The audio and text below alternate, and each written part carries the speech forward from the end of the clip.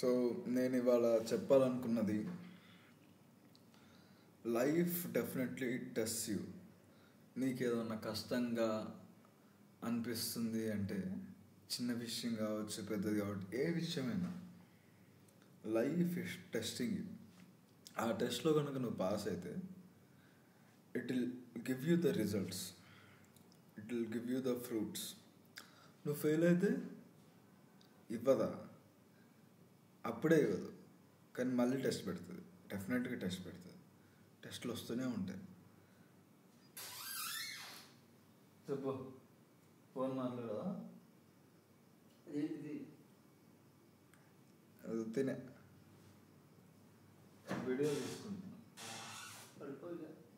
సరే,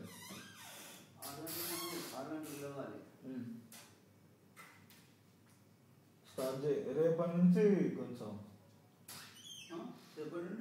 shunting start చేయక. రేపటి నుంచి కాదు, నేను ఇలాంటి ఇప్పుడు ఇలాంటి చెప్పకపోతే రేపు 6 గంటలకు లేవాలంటే తప్ప. అది నీకు గైడ్ ఇవన్నీ చేసి 6 గంటలకు లేపు వాళ్ళని గుర్తిస్తే నీకు తలనొప్పి వస్తుంది.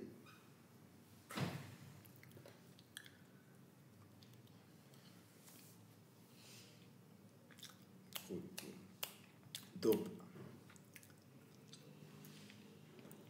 ఎక్కడున్నా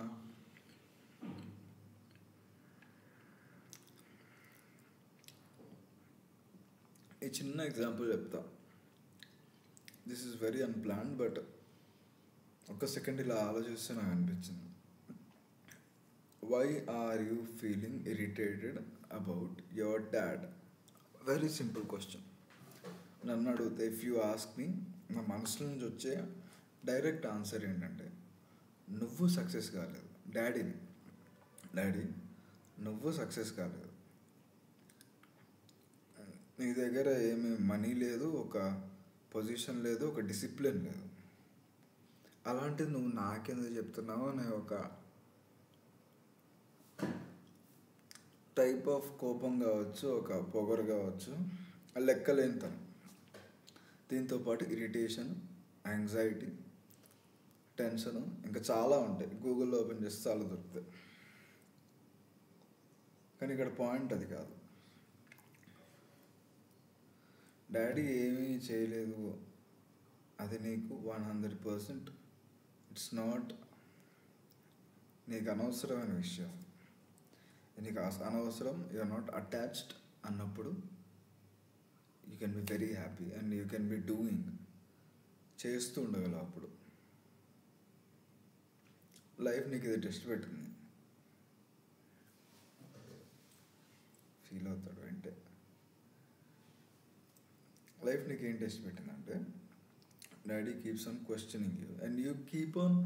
మళ్ళీ అదే పెంటలో నువ్వేం చేసావు, నువ్వేం పీకావు అని ఒక మైండ్లో ఉందనుకో, డిఫెన్స్లో పడిపోవడం, టైం వేస్ట్ కావడం, ఇరిటేట్ కావడం, అటాచ్మెంట్ నుంచి వచ్చినాయి ఇవన్నీ. ఒకళ్ళు డిటాచ్మెంట్లో ఉన్నావు అనుకో, నీకు అది అవసరం లేదు, you don't care.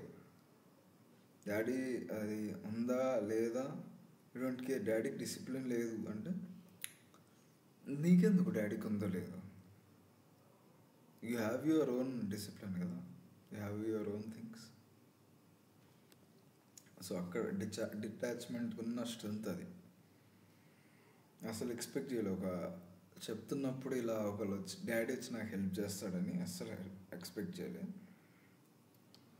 So bullshit అంతా పక్కన పెట్టండి. అప్పుడు మీరు బుల్స్ నుంచి హార్సెస్ అవుతారు. అతిథులు యూజ్ చేసి 2 మనుషుల కింద పనిచేస్తాయి కదా అని అంటే, I can't help you, you can't help you అసలు. సో సెల్ఫ్ డిఫెన్స్లోకి వెళ్ళొద్దు ఎప్పుడైనా. సో ఎక్కడున్నా, రూమ్లో ఉన్నా,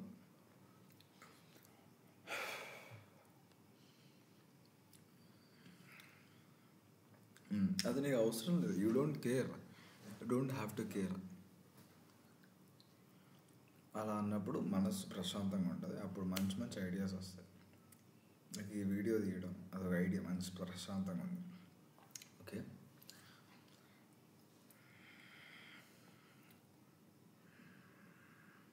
ఇంకోటి మనం అనుకుంటాం కానీ మల్టీ టాస్కింగ్ చేస్తుంటాం. ఇది పెద్ద మల్టీ టాస్కింగ్ కాదు, ఏమైద్దిలే అనుకుంటాం.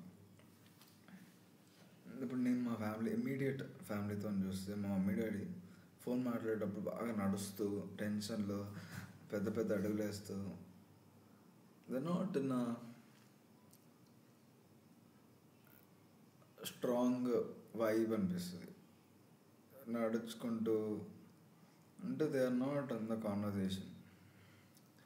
ఎలా చెప్పాలి మీకు, ఇప్పుడు చెప్పబోయేంత షిట్టే.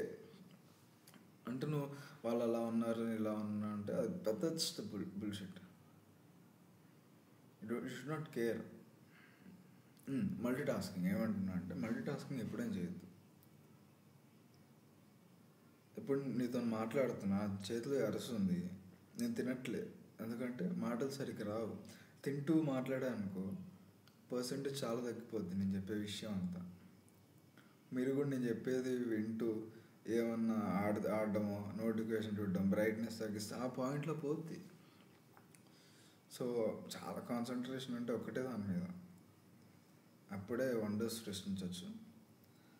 And wish me all the best for all the greatness, and I will wish you all the best for all the greatness in your life. Thank you so much. Have a great